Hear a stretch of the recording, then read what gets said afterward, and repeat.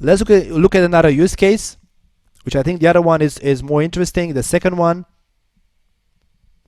So if in 2013, 60 or 90 gigs per second was kind of like the top attack which was seen so far from the denial of service point of view, then this one I think is from 2016 or 15. This is from January 2010, 2016, so it's a very recent attack. And the attack reached not 60 or 90 gigs per second, but it reached close to 602 gigabits per second. Let me make sure I zoom in here so it's being visible. So this attack from 2016 reached 602 gigs per second. So basically the attackers were sending that amount of traffic towards the victim's network from the internet, and there's nobody with such bandwidth to the internet. So at that point, again, pretty much everything, all services, all public services were unreachable from the internet, and also the network edge devices were pretty much not running because their CPU was hitting probably close to 100%. Now another type of so this let's see how this attack was performed. What is the basis of this attack, which is even more interesting. I think it was done based on Amazon. It was initiated from Amazon.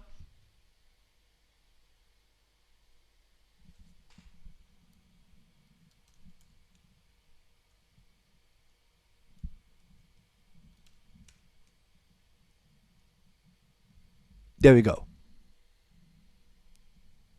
So to keep it simple, this attack, how this was performed, it was by using the Amazon Web Services. So what happened, the botnets, so the huge amount of endpoints which were controlled by one attacker to initiate that huge amount of data towards the victim. So again, the attacker was controlling a huge amount of endpoints, and it has controlled those endpoints to launch a specific attack towards the victim, and it ended up in a huge amount of traffic. But this time the endpoints were not let's say endpoints connected to the internet like mine or yours computer. Those were virtual machines from the Amazon Web Services. What happened, the attackers managed to somehow gain unauthorized access and leased a lot of virtual machines from Amazon Web Services.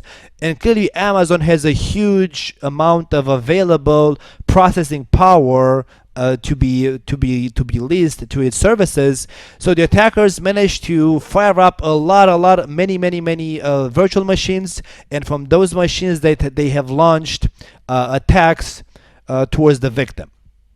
So this time those were botnets as well, because those were controlled endpoints controlled by the attacker, but those were actually not real endpoints in the internet. It was just instant VMs which were instantly powered up by the attacker, and then the attack was clearly successful.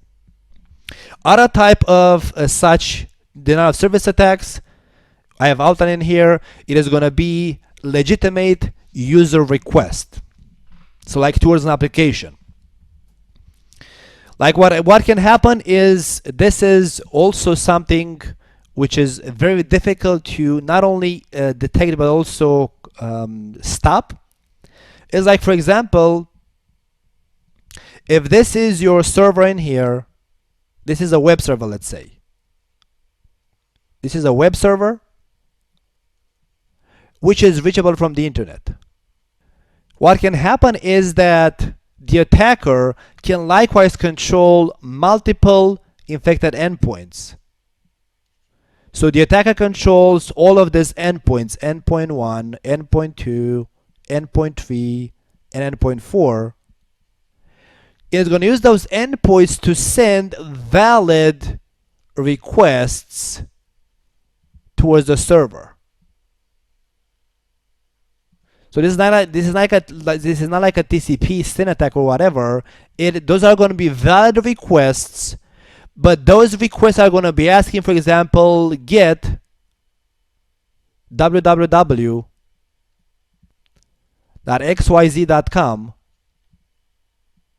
/ let's say test. And how this attack works is that this resource xyz.com / test does not exist on the server, on the web server. So the web server receives millions of valid TCP requests, so the three-way handshake completes successfully, but the users are asking for a resource which the server cannot provide. So what that means is that the server has to first has to finish up the three-way handshake with each of the botnets, with each of the control endpoints, and then when the endpoint says give me this resource, the server has to say sorry, I don't have the resource available.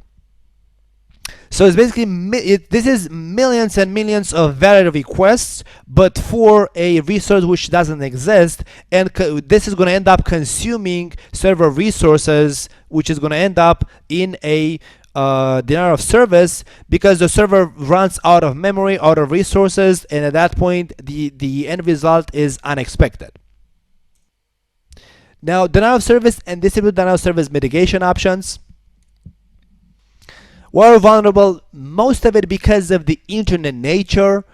I would say where the internet is nowadays also called the Wild Wild West. So www no longer stands for World Wide Web, but for Wild Wild West, because there are no common regulations that control how people on the internet should behave when they send and run traffic over the internet. So because of that matter, that the internet is actually a set of interconnected networks, and everybody can do pretty much whatever they want. Because of that use case, there's not a common framework of what are we allowed to do in the internet, and there are not pretty much a lot of enforcements to restrict users from doing bad things in the internet. Then because of that things, the attackers are, let's say, can easily take control of a lot of endpoints of network devices, and they can send into the internet whatever kinds of traffic they want.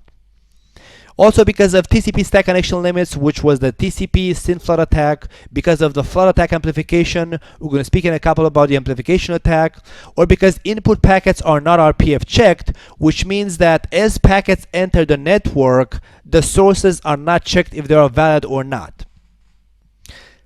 Technical mitigation, it is to harden network devices. So that's going to be to make sure that the ping of that that cannot work. So if somebody pings your network devices or your endpoints, to make sure that those pings don't successfully crash, don't successfully overload the CPU of the device. To implement both network and application level firewalls to stop, for example, the TCP SYN flood attack, or to stop application level attacks.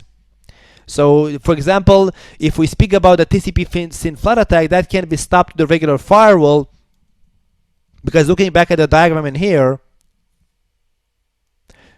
if you launch a TCP SYN flood attack, so easy way to defend against TCP SYN flood. So the attacker, let's say the attacker launches a TCP SYN flood attack against the server, so multiple TCP SYN sessions which never complete a two-way handshake. If you have a network firewall deployed which is like ASA3, it can be configured that after a certain amount of embryonic, so TCP sessions which have not completed a three-way handshake, so after a specific amount of sessions, it's going to start dropping all of the upcoming next sessions. So the firewall can be configured so that if it sees, let's say, 100 embryonic sessions towards the destination, which is protected by the firewall, which embryonic sessions means that the TCP2A handshake has not been completed, then the firewall is going to stop dropping the upcoming sessions to defend to the resource being attacked. Likewise, in the same case of, let's say these are valid application attacks.